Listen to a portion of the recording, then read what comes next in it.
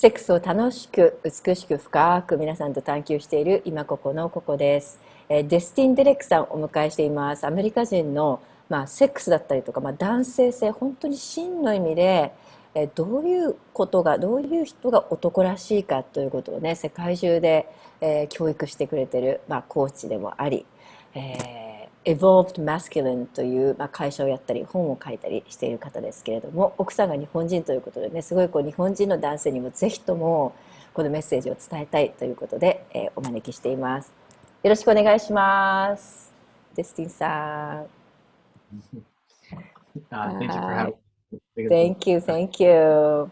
第一部皆さんね、ぜひ見ていただきたいんですけど、進化する男性性、どういうふうに男性が本当にもっと変わっていけるか、変わっていく必要があるっていうことをお話しくださったんですけど、この第二部では、Sexual Self-Mastery、本当にね、もっと男性はセクシーになれるし、自分のセクシャリティを楽しめるっていうね、すごく力強いメッセージをデッシンさん、出してくださっています。どんなことなのかっていうのをね、ちょっと聞いていきましょうね。So sexual self-mastery, what does it mean? What is it, what you're saying that the masculine, the men can be more sexually vibrant, sexually healthy?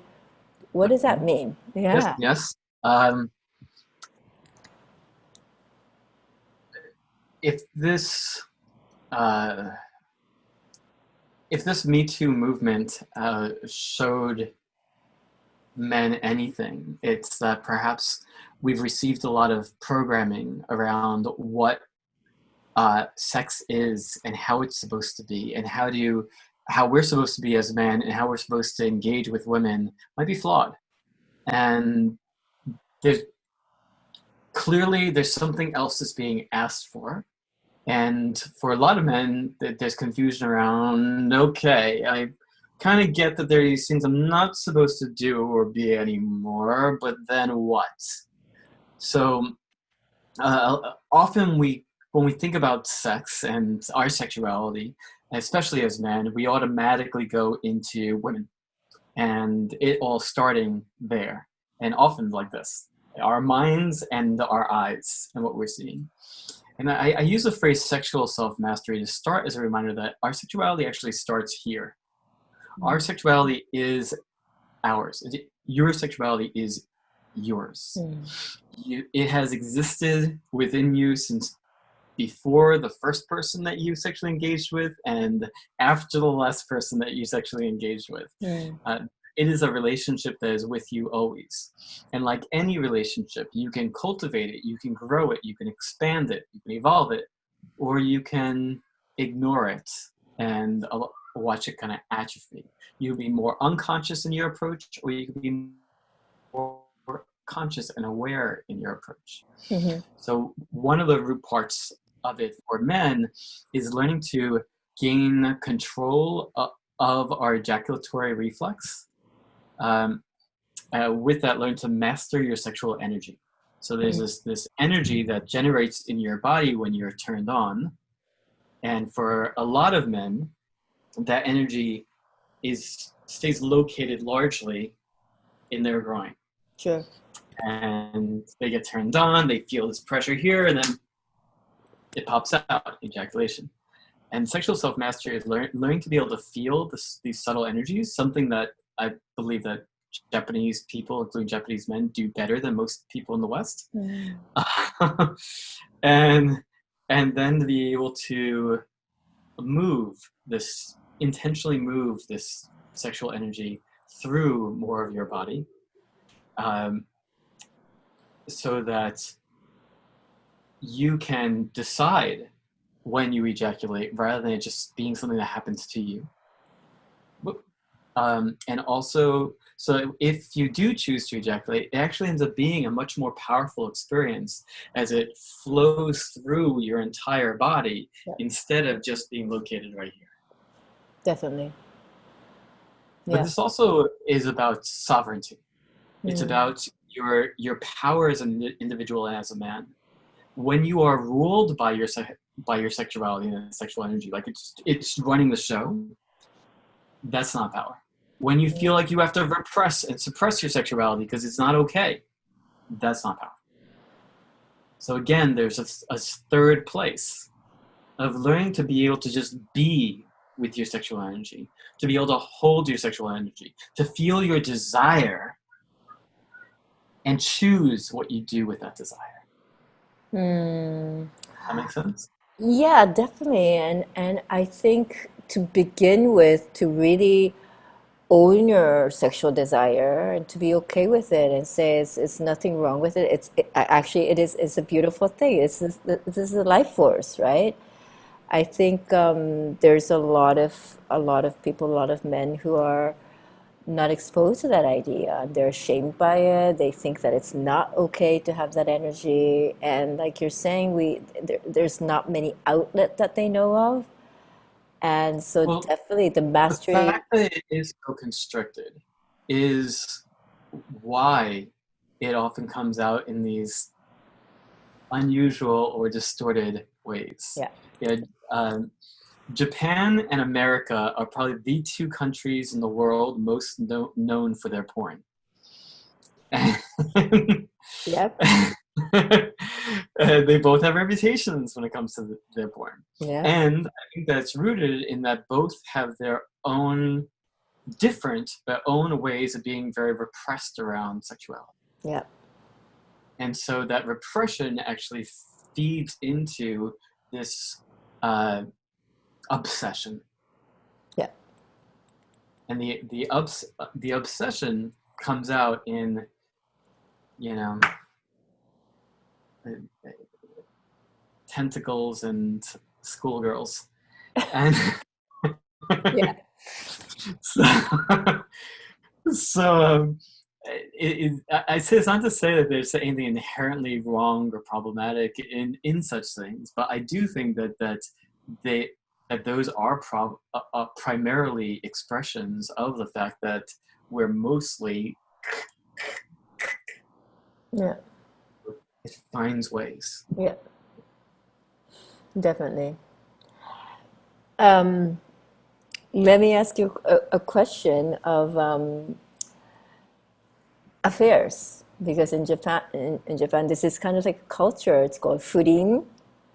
You Furin. have furin. Yeah, it literally means non-ethical. Fu is non, and rin is like ethics, and it's cheating, right? And in Japanese culture, it's kind of like a norm that you're cheating and having sex with your lover outside of the marriage, and you don't tell your partner, and this is considered to be okay. What do you think of those kind of stuff? Well, ultimately, whatever works for everybody involved is what works for you. That said, I tend to encourage honesty, openness, communication. Sure. That it is possible to experience ethical non-monogamy. Mm-hmm. If you're going to be having these experiences anyway, and you both kind of know, but you just let's not speak about it, that to me is an indication of the shame, the Yep. fear. Yep. And shame and fear are disempowering. They limit you. They're heavy energies. Yep. And they get in the way of true intimacy and connection with your partner. Definitely. So I'm not necessarily saying that this is easy, though it gets easier with practice, but being able to cultivate these types of conversations, perhaps with Coco's help, and to be able to speak about the desires that you have, be able to listen to and hold the desires that your partner has, Mm-hmm. and both without judgment. Yeah. And to also know that you can have desires, and it doesn't necessarily have to mean that you or your partner are acting on those desires. Sure. Yeah. Then perhaps there's space for a conversation to occur around, like, what would actually work for everybody involved? Mm-hmm. Is there a way that you could do this where you're open and honest with one another? Yeah. Yeah. いや、まずは本当にすごい簡単ではないけれども、ちゃんとその性欲があるっていう、それは何ら悪いことじゃないから、それをちゃんと認めて、それを自分にも正直に、パートナーにも正直にしてあげることが大事っていうことで、本当にデスティンから学ぶべきことがたくさんあるなって聞いてて思うんですけれども、またそれはね、実際日本に来た時にでも、実際に学べる会があったらいいなと思うんですが、最後にね、じゃあ実際にじゃあどんな風にして男性がその、性欲っていうのをこうマスタリーっていうのかな、もっとこう自分で上手に手なずけられるのか、何かこうプラクティカルな方法を一つ聞いてみようかな。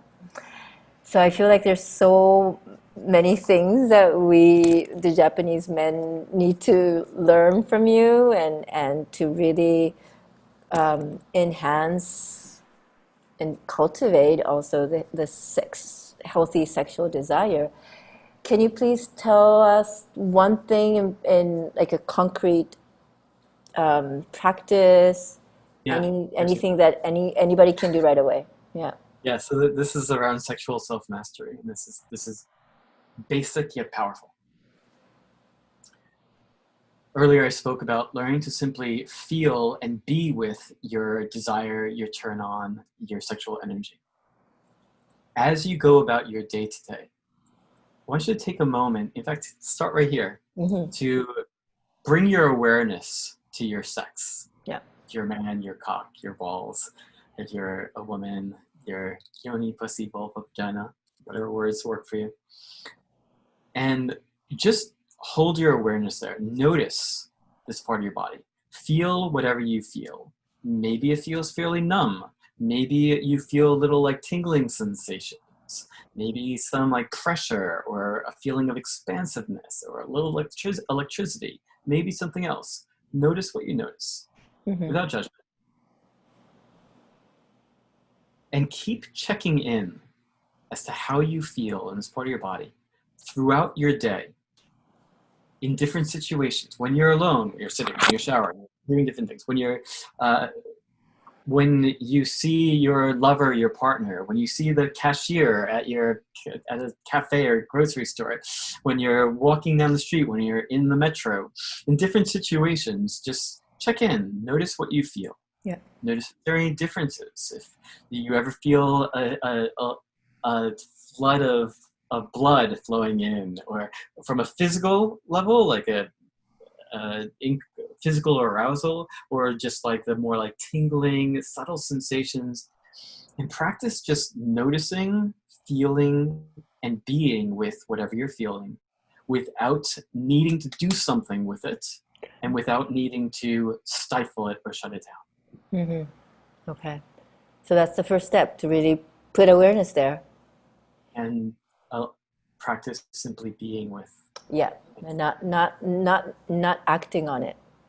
Just And notice. not shutting it down. Beautiful. Beautiful. じゃあ皆さん早速やってみましょうね。これだったらすぐできるし、まずそこに意識を向けるっていうことが大事。